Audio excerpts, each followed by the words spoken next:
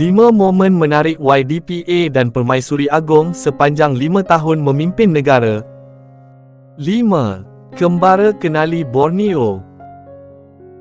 Rakyat-rakyat di Borneo dapat mendekati sendiri pasangan Diraja YDP Agong dan Raja Permaisuri Agong apabila baginda berdua telah mencemar duli mengembara ke kawasan-kawasan setempat dengan memandu kenderaan sendiri di sana.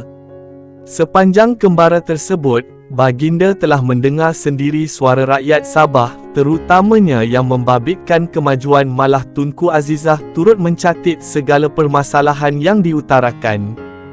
Ketika bercakap mengenai pengembaraannya ini, Al-Sultan Abdullah turut kongsikan kisah lucu sepanjang kembara ini dengan mengatakan bahawa baginda telah dipanggil dengan pelbagai nama termasuklah Pak Cik Agong, Abang Agong, dan ada juga yang panggil Gong Gong Gong. Malah menurut baginda, ada juga rakyat yang memanggil Tunku Azizah sebagai Datin Permaisuri.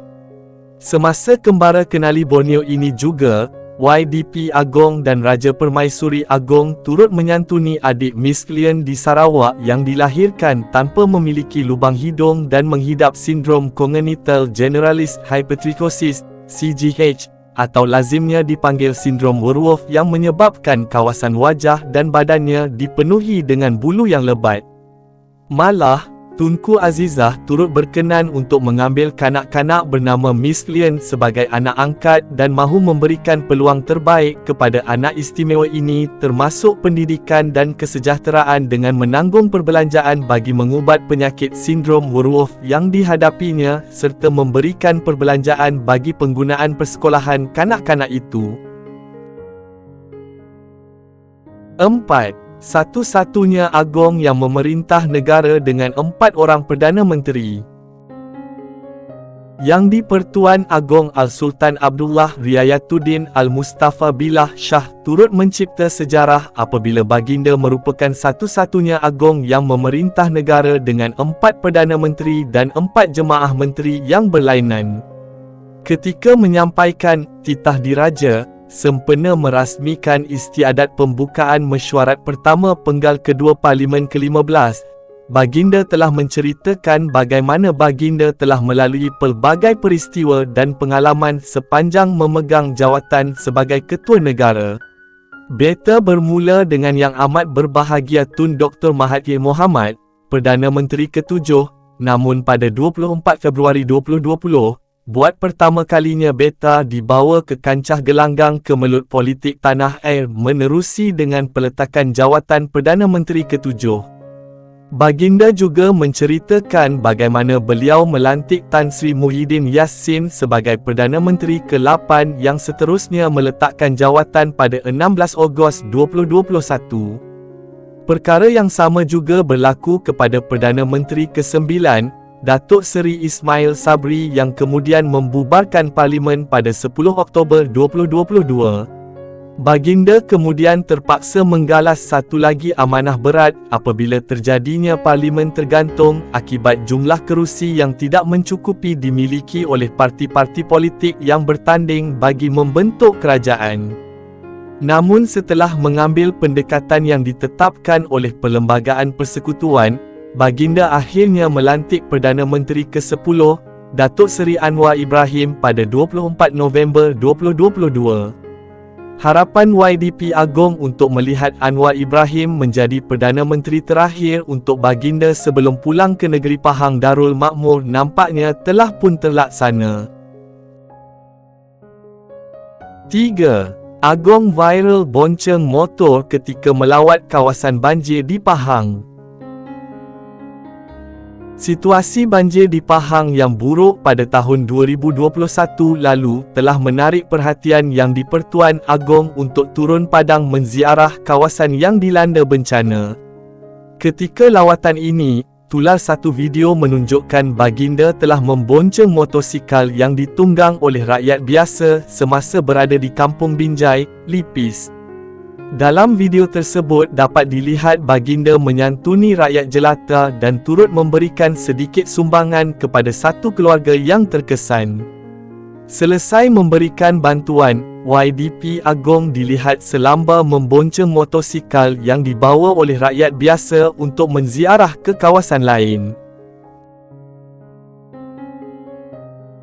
2. Tak ambil bayaran emolumen diraja selama 6 bulan. Ketika wabak COVID-19 menular pada tahun 2020, ramai rakyat yang terjejas ekoran ekonomi negara yang teruk semasa Perintah Kawalan Pergerakan dijalankan. Disebabkan ini, Yang di-Pertuan Agong Al-Sultan Abdullah Riayatuddin Al-Mustafa Billah Shah dan Raja Permaisuri Agong Tunku Hajah Azizah Aminah Maimunah Iskandariah telah berkenan agar kerajaan tidak perlu membayar emolumen diraja kepada Seri Paduka berdua selama 6 bulan. Menurut Datuk Pengelola Bijaya Diraja Istana Negara Datuk Ahmad Fadil Syamsuddin, baginda berdua mahu menyalurkan wang tersebut kepada orang yang lebih memerlukan serta meringankan beban kerajaan semasa menghadapi wabak COVID-19. Tak cukup dengan itu, semasa hari ketiga Perintah Kawalan Pergerakan dilaksanakan, YDPA turut mencemar duli dengan memandu kenderaan di sekitar Kuala Lumpur bagi meninjau keadaan dan turut serta bersama pasukan polis yang membuat sekatan perjalanan di sekitar Kuala Lumpur untuk melihat sendiri operasi dijalankan serta memberi nasihat kepada rakyat untuk mematuhi arahan kerajaan untuk kekal duduk di rumah. 1. Pertama kali dalam sejarah, YDP Agong interview 222 MP. Selepas Tun Mahathir meletakkan jawatan sebagai Perdana Menteri ke-7 pada 24 Februari 2020 yang lalu, Yang di-Pertuan Agong telah mengadakan pertemuan secara bersemuka dengan seramai 222 ahli parlimen bagi menentukan siapa yang akan dilantik untuk menjadi Perdana Menteri ke-8. Kalau korang nak tahu, interview yang diadakan ini merupakan peristiwa pertama yang pernah berlaku dalam sejarah Malaysia dan ia dibuat mengikut peruntukan dalam Perkara 43-2-A Perlembagaan Persekutuan yang mana Yang di-Pertuan Agong berhak memilih PM daripada Ahli Dewan Rakyat yang pada hemat baginda mendapat sokongan majoriti. Kemudian pada 28 Februari YDPA berkenan melantik Tan Sri Muhyiddin Yassin sebagai Perdana Menteri ke-8. Momen tambahan, Agong menyanyi.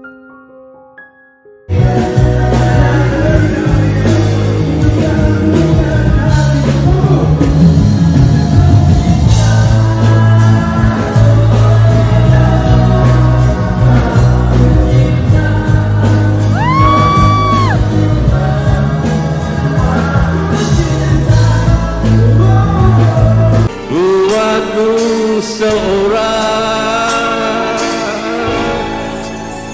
kiranya semua ini tak memadai bagimu. Apa sebenarnya yang kau mahu, ku tak tahu.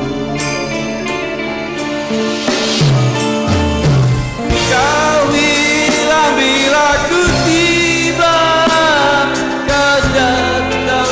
Bila ku kecewa, terasa diri dipesendam.